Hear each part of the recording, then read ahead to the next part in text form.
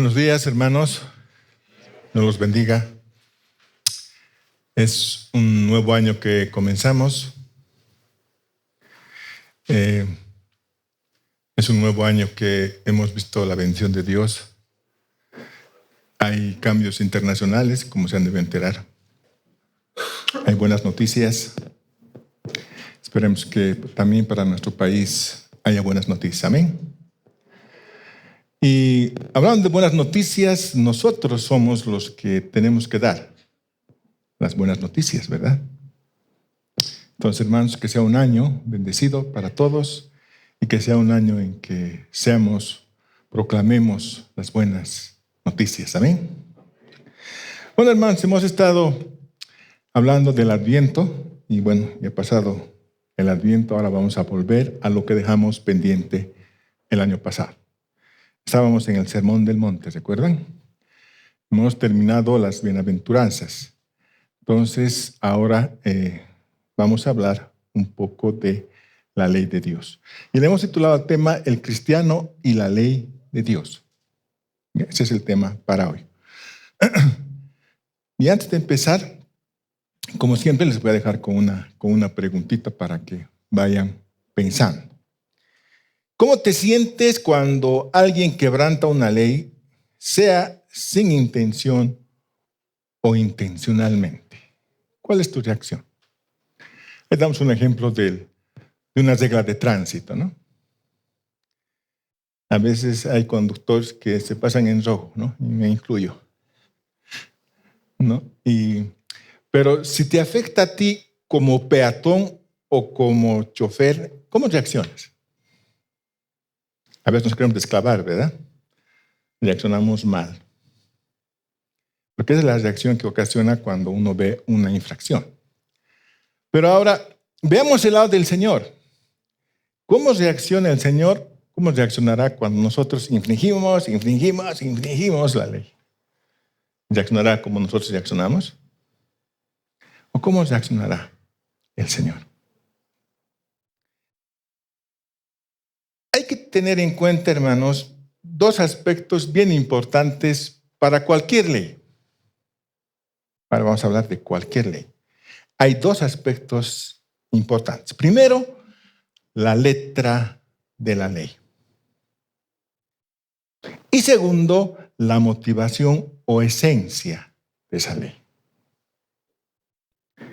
Hablando de esto, ¿cuál será la letra de la ley? La letra de la ley es detener tu automóvil en la luz roja. Esa es la letra de la ley. Ahora, ¿cuál es la esencia de la ley? ¿Cuál es la intención? ¿Con qué intención fue escrita esta ley para que te detengas en la luz roja?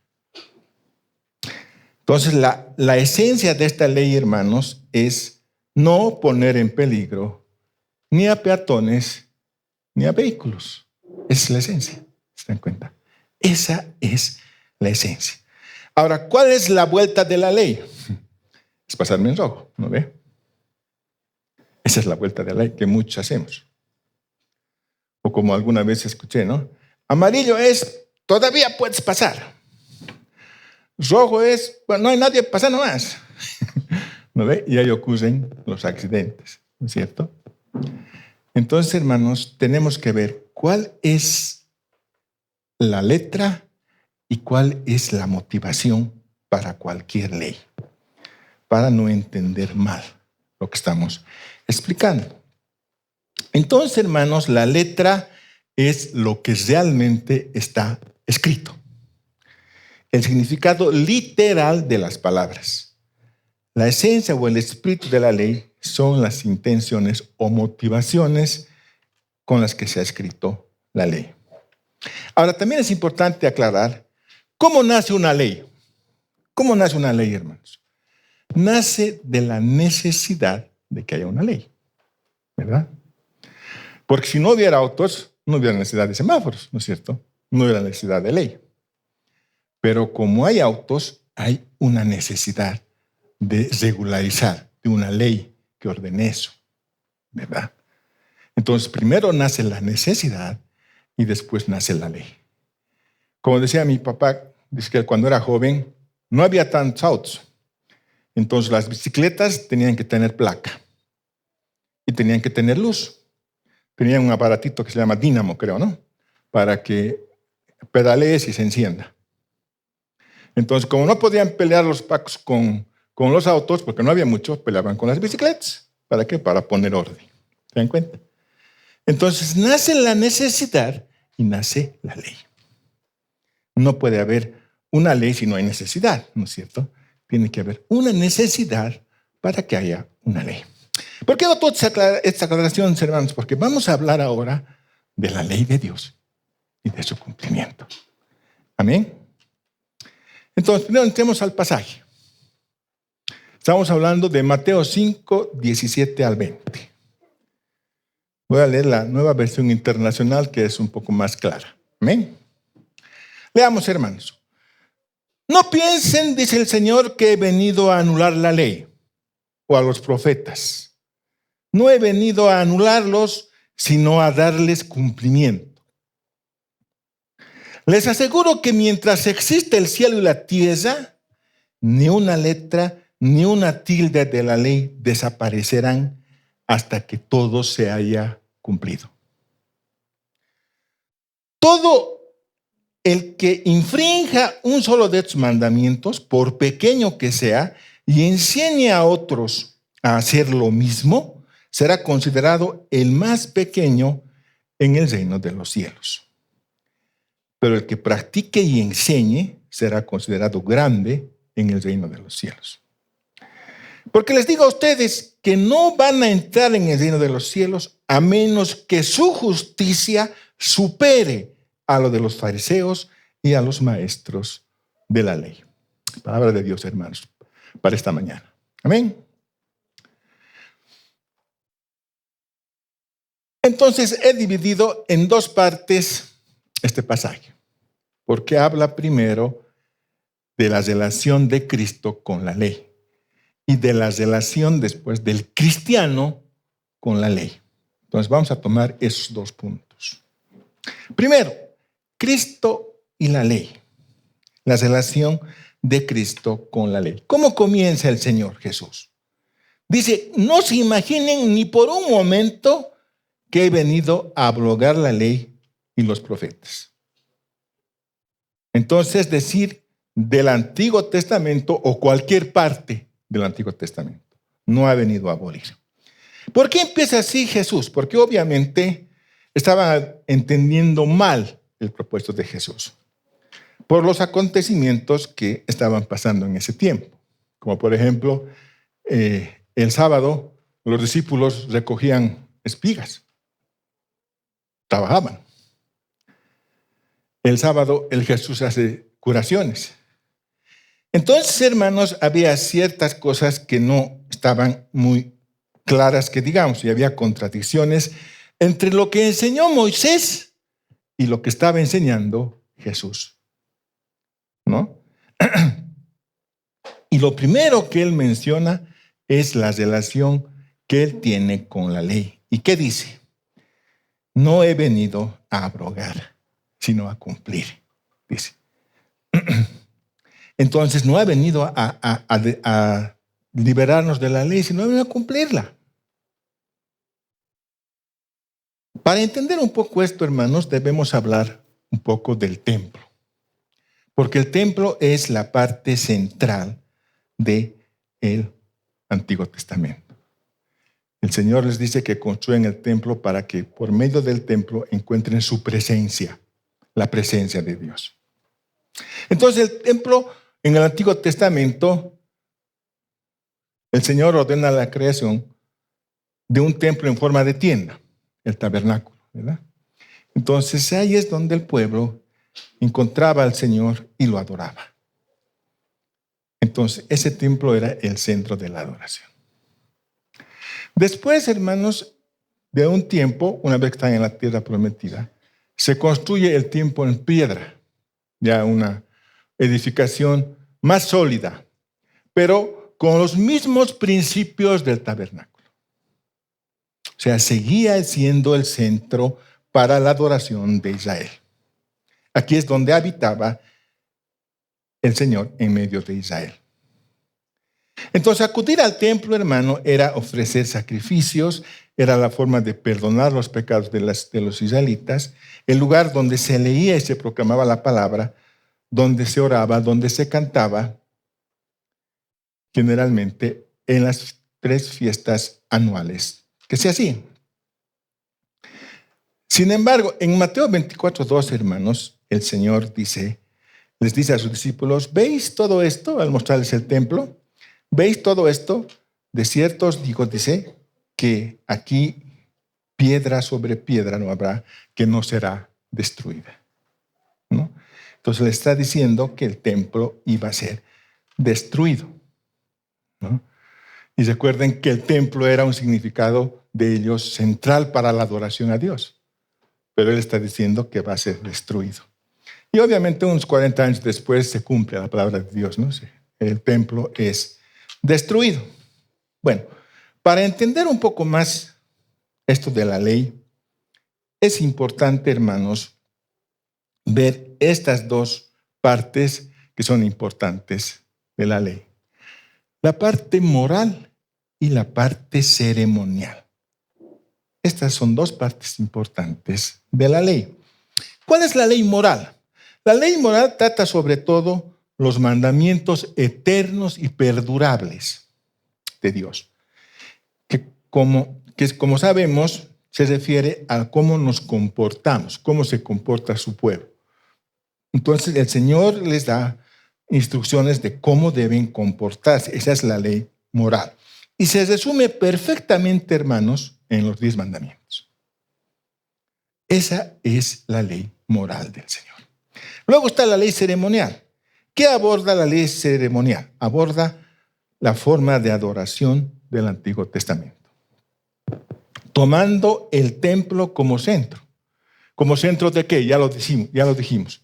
Sacrificios, circuncisión, las promesas, las profecías que condujeron a Cristo. Esa era la intención.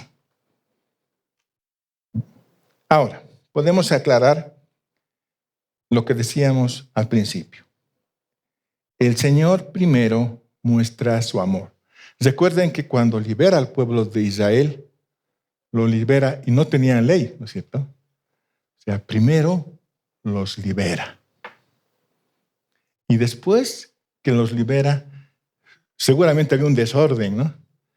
Entonces surge la necesidad de ordenarlos, de la ley, de los mandamientos. Entonces, primero, el Señor, por amor, libera a su pueblo. No les da la ley primero los libera, ¿no? Y eso es lo que hacemos aquí, hermanos. El Señor primero nos trae a su iglesia, porque si nos daría las normas, estaría vacío, ¿no? O sea, primero Él nos trae. Y después nos enseña cómo quiere que andemos. Esa es la manera en que Dios trabaja. Ahora, recordemos cuál es el precio de no cumplir la ley. ¿Cuál es el precio? El Antiguo Testamento dice que el precio es la muerte, ¿verdad? Y si recordemos a nuestros primeros padres, les dice que iban a morir si desobedecían, ¿verdad? Pero es una muerte espiritual. Es perder la presencia de Dios. Eso es lo que significaba la muerte, ¿no? Obviamente también la muerte física. Pero lo más importante era perder esa presencia de Dios. Entonces, eso es lo que significaba la muerte. Entonces, aquí se refiere ahora al cumplimiento, en que toda la vida nuestro Señor cumple la ley moral. El Señor Jesús ha cumplido en toda su estancia en la tierra, ha cumplido la ley moral. Entonces no merece castigo, hermanos. No merece la muerte, porque Él ha cumplido la ley. Ahora, la ley ceremonial que nos enseña los sacrificios y todas las cosas que se hacían en el tabernáculo, al final del camino, el Señor se vuelve el sacrificio, ¿verdad? Él es el Cordero que quita el pecado del mundo. Amén. Y en Él se cumplen las promesas y las profecías sobre el Redentor. se cumple todo lo que se hacía en el templo. El otro, por favor. Entonces, hermanos, ¿qué dice en Juan 2:19? Dice, destruid este templo y en 3 días lo levantaré. Este pasaje es cuando el Señor los bota del templo, ¿verdad? Porque estaban comercializando, estaban vendiendo en el templo. Y Él los bota. Y les dice, destruid este templo y yo lo levantaré en 3 días. Y los judíos seguro se han reído porque le dicen, 46 años nos ha costado construir este templo. Y tú lo vas a levantar en 3 días. O sea, ellos estaban viendo el templo físico, ¿no? Pero el Señor estaba hablando de Él mismo, porque Él era ya el templo de Dios, ¿no? Entonces, queridos hermanos, Cristo cumple la ley ceremonial y moral en su cabalidad. Ahora, como Él se ha convertido en el templo, Él es el centro de la adoración. No necesitamos esta edificación para ser iglesia. Lo que necesitamos es que estemos nosotros. Nosotros somos la iglesia, no el lugar. Amén. Entonces, eso es lo que ha cambiado. Entonces, ahora en la actualidad, hermanos, la ley sigue en vigencia, no se ha abolido. Así que cuando piensen o alguien les diga, no, pues es del Antiguo Testamento. No tenemos que ver la letra, tenemos que ver la esencia del mandamiento, porque sigue en vigencia. Amén. Amén. Porque ya no les ha gustado esa parte. O sea, la ley, hermanos, sigue en vigencia. ¿Cuál es la diferencia? La diferencia es que ahora tú y yo contamos con el Espíritu Santo, que nos ayuda a caminar en esa ley. Esa es la diferencia, ¿no? Entonces, ¿qué cambios ha habido? El único cambio que ha habido, hermanos, es la parte ceremonial, como les decía. El sacrificio perfecto es Cristo. Ese es el cambio. O como hablando teológicamente, decimos que el tabernáculo es una figura o sombra de Jesucristo. Porque si analizamos todos los utensilios, las cosas que se hacen en el tabernáculo, todo es una imagen de Cristo. Sería largo explicar todo, pero todo refleja, hermanos, la imagen de Cristo. Por eso la iglesia de este tiempo tiene que ser cristocéntrica. Porque Cristo es el centro de nuestra alabanza y nuestra adoración. Amén. Ese es el punto, hermanos. Ese es el punto. Pero sigamos. Esto es lo que Jesús dice entonces respecto a la ley, que no ha venido a cumplir, que ha venido a cumplir y no ha venido a poner fin a la ley. Y eso hay que entenderlo bien, hermanos, porque sinceramente yo muchos años he creído que la ley se había abolido. Pero cuando lees la Escritura, te das cuenta que no es así. Entonces, cuando te refieres al Antiguo Testamento, tienes que prestar más atención. Porque a veces nos referimos al Antiguo Testamento y decimos, eso ya no tiene valor. Hermano, sigue en vigencia. Sigue en vigencia. Por eso dice después, de cierto os digo que mientras exista el cielo y la tierra, ni una jota, ni una tilde desaparecerán de la ley hasta que sea cumplido. ¿Qué tal? Como dicen los mexicanos, esto ya es más grueso, ¿no? Esto ya es más grueso. Porque aquí te está diciendo, hermanos, que ni una jota. ¿Y saben qué? La jota es la letra más pequeña del alfabeto hebreo. Y ni una tilde, dice. La tilde peor pues, es un cuernito. Es un corchete pequeñito que también tenían algunas palabras hebreas. Entonces lo que nos está diciendo aquí es que mientras exista el cielo y la tierra, no van a desaparecer la ley hasta que todo se haya cumplido. Y hermanos, esta palabra es poderosa porque ¿de qué está hablando? Está hablando del espacio y tiempo. ¿Alguna vez has visto el universo, el espacio? O sea, hermanos, el tiempo es infinito. Lo que nosotros vivimos es una pichanga de todo el tiempo que es el universo. Pero la palabra dice, hermanos, que todo se va a cumplir hasta ni una tilde, ni una letra, hasta que todo sea cumplido. Entonces, el tiempo como ahora conocemos va a cesar, hermanos. Y las palabras escritas de la ley de Dios no se necesitarán más. ¿Por qué? Porque todo ha sido cumplido. Entonces, no hay escapatoria, hermanos. Toda su palabra va a ser cumplida hasta el fin de los tiempos. Así que la ley es tan perdurable como el universo. ¿Qué les parece? Sigamos. ¿Qué tal? ¿Lo conocen a ese amigo? Es John Lennon, el líder de los Beatles. ¿Qué decía? El cristianismo está en decadencia y los Beatles se han vuelto más populares que Jesucristo. Eso dijo en 1966, cuando yo estaba naciendo.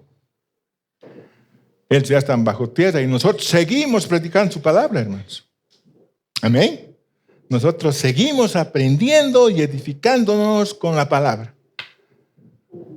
Ya de los Beatles nadie se acuerda. Algunos antiguos más que yo tal vez. Pero ya no nos acordamos.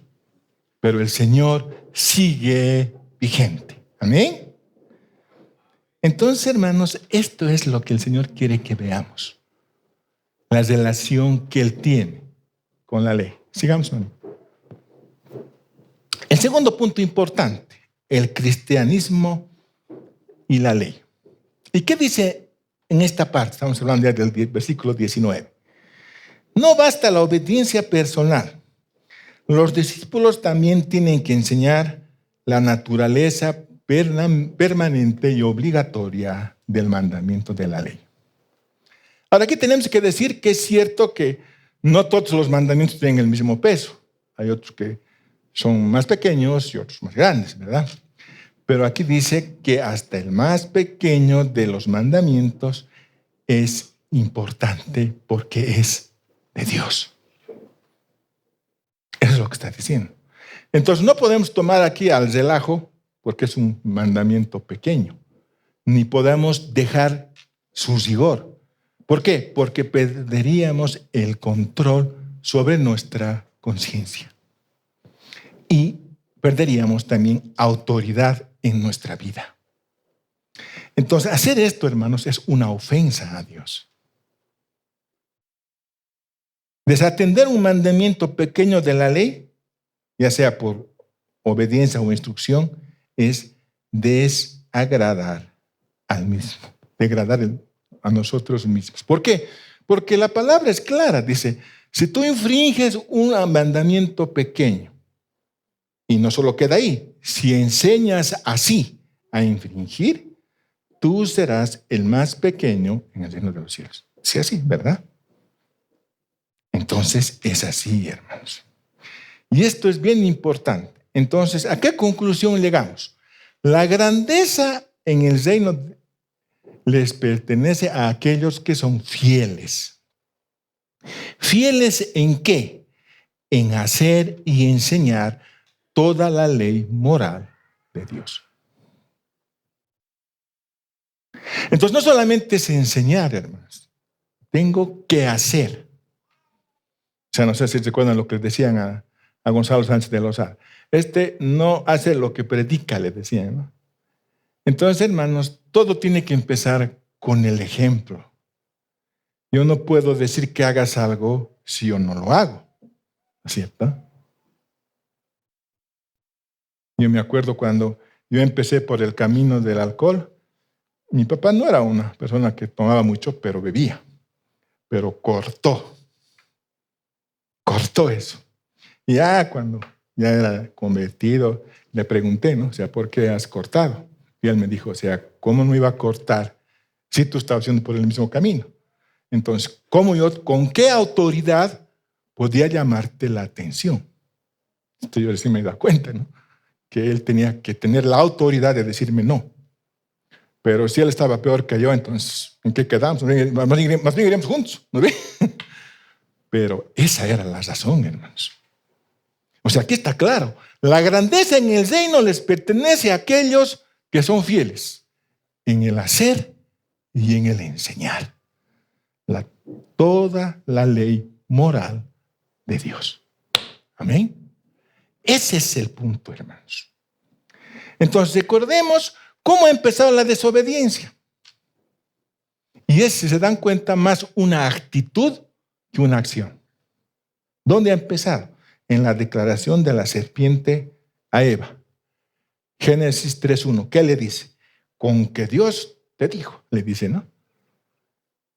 Entonces aquí hay una actitud que cuestiona la validez de la ley. Aquí estamos viendo una maniobra, ¿no? Para hacer lo que no tiene que hacer la ley, ¿no?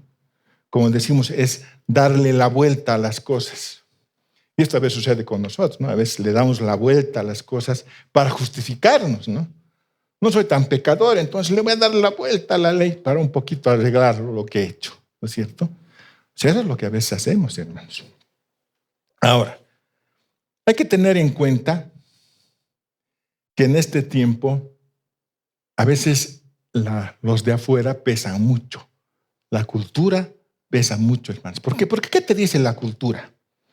Te dice siempre que la ley de Dios ya no es razonable, pues estamos en el siglo XXI. O sea, ¿cómo vas a creer en un libro que está escrito hace 2000 años?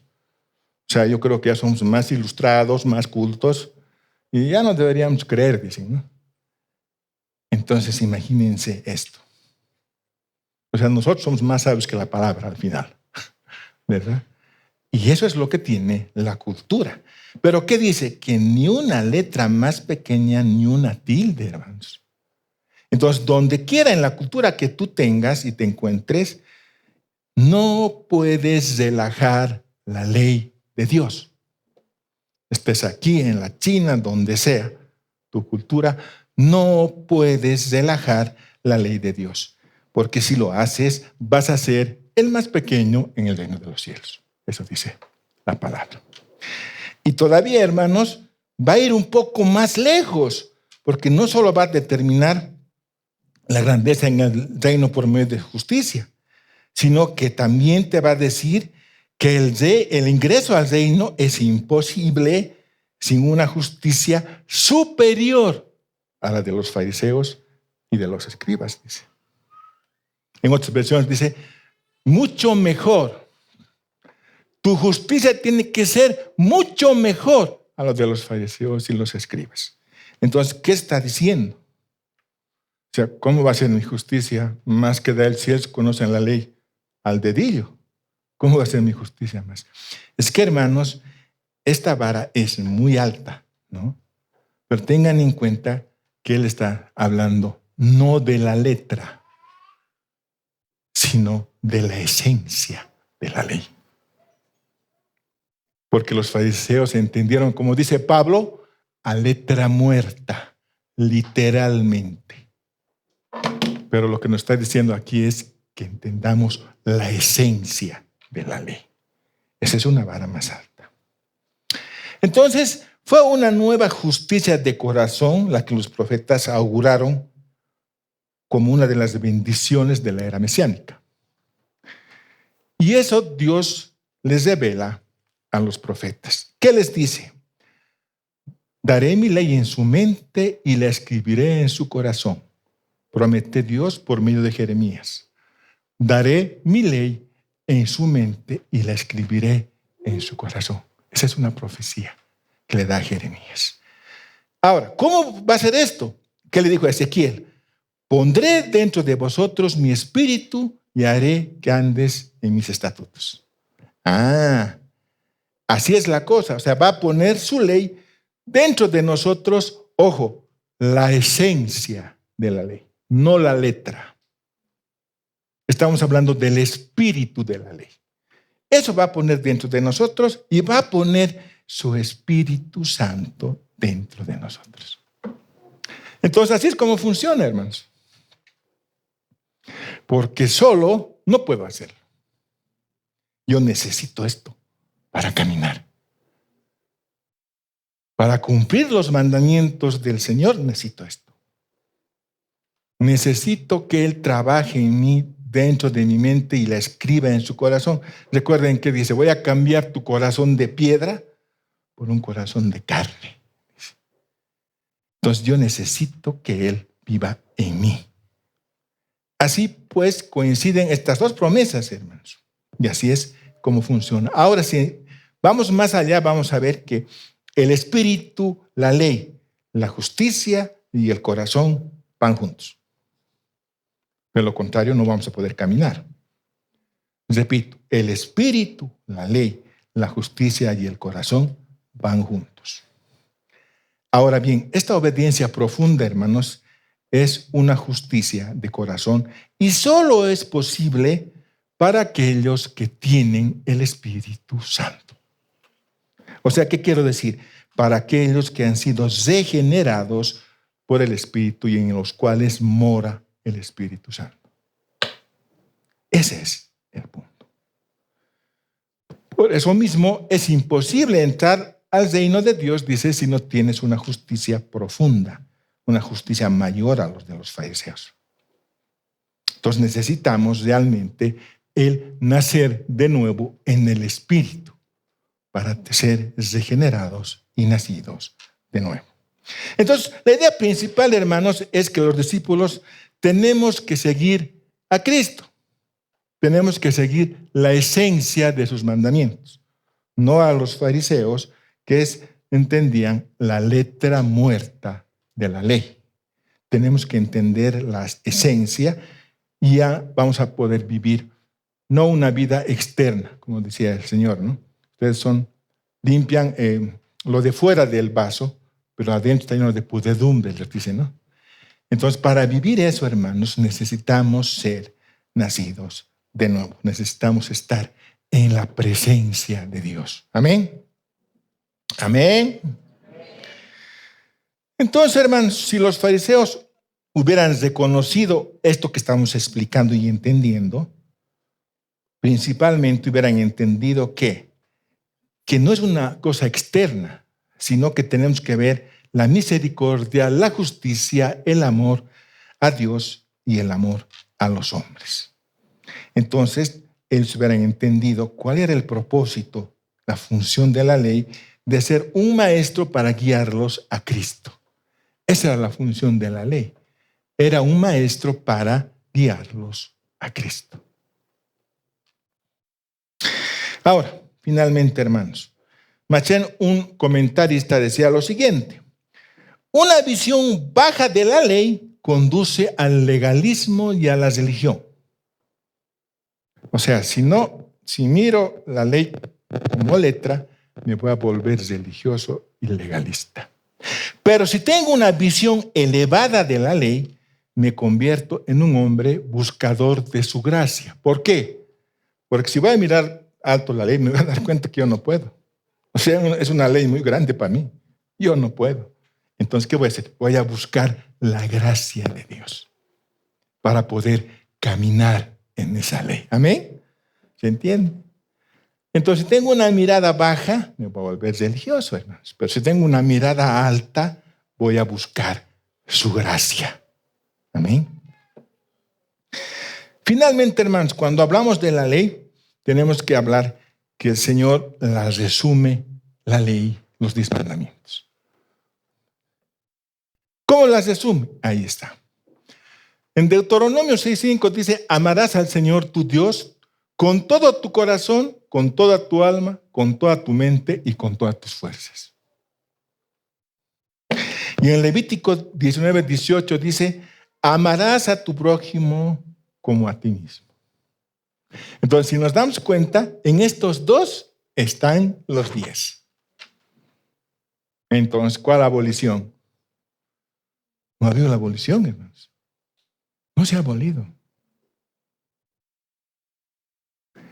La gracia no ha sido nunca una licencia para pecar, hermanos. No somos 007, ¿verdad?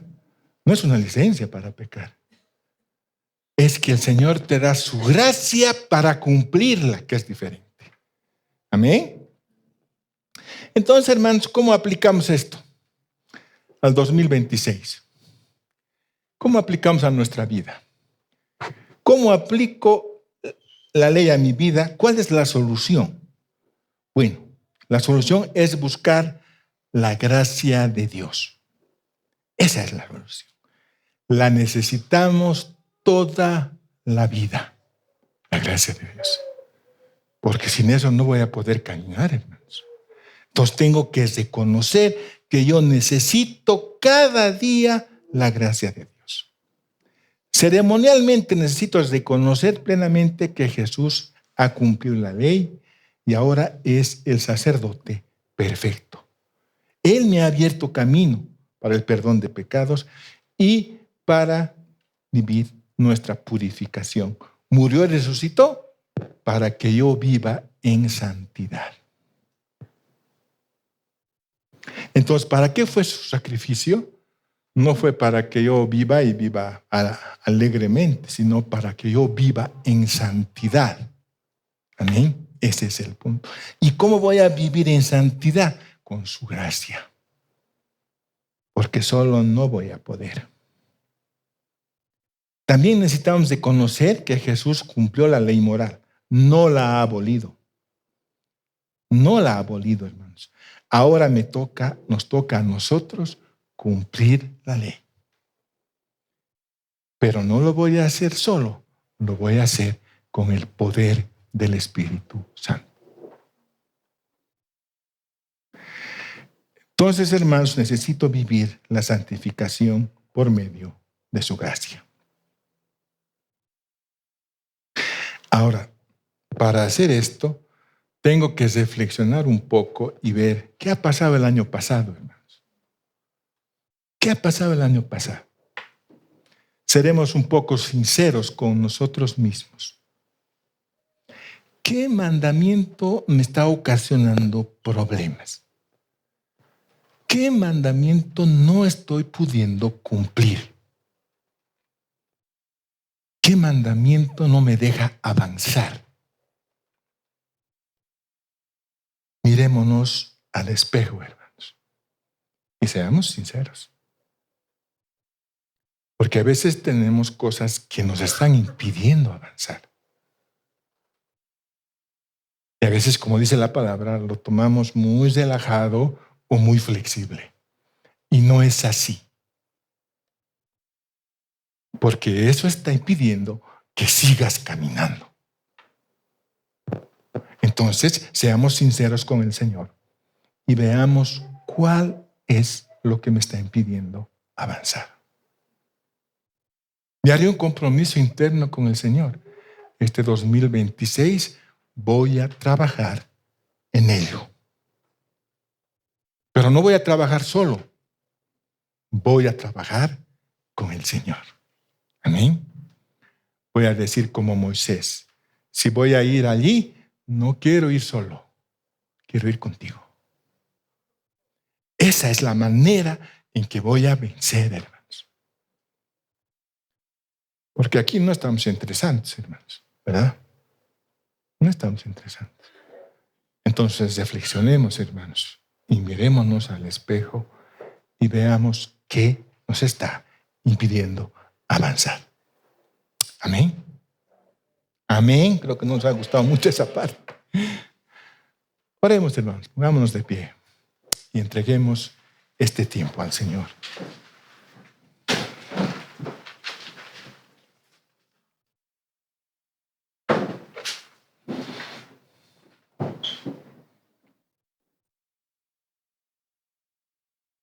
Bendito Padre, queremos darte gracias en este día, en esta tarde ya, porque nos permites estar aquí hoy, poder congregarme, poderte alabarte, glorificarte libremente todavía, aún en Bolivia, tenemos esa libertad de hacerlo, Padre. Y te damos gracias, Señor, porque estamos aquí hoy. Para empezar bien un año, para empezar un año contigo, para reconocer mi necesidad de ti en mi caminar. Padre, muéstranos en qué estamos fallando. qué estamos fallando, Señor? ¿Cuál es eso que te desagrada de mi vida? Que no me deja avanzar. Muéstrame, Señor. Quizás no estoy queriendo ver bien, bendito Padre. Pero en esta mañana quiero que tú me muestres en qué estoy fallando. Quiero vivir como te agrada, Padre. Quiero agradarte. Como dice tu palabra, quiero que cuando me veas sonrías.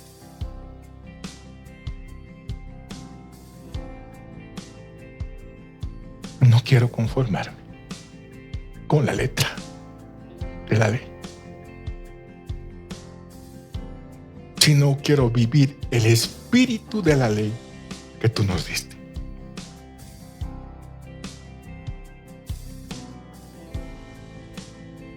Porque son tus mandamientos, Padre.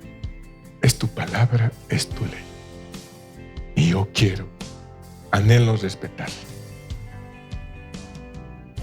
Y te pedimos esta mañana, como iglesia, como pueblo tuyo, que nos ayudes a identificar qué es lo que nos impide avanzar.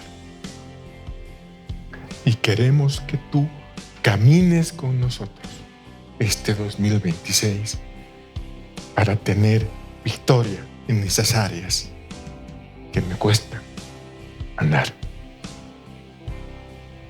Gracias, Señor, porque estamos reunidos en tu nombre, porque el pueblo que esté aquí te adora y te da toda la gloria a ti, Señor.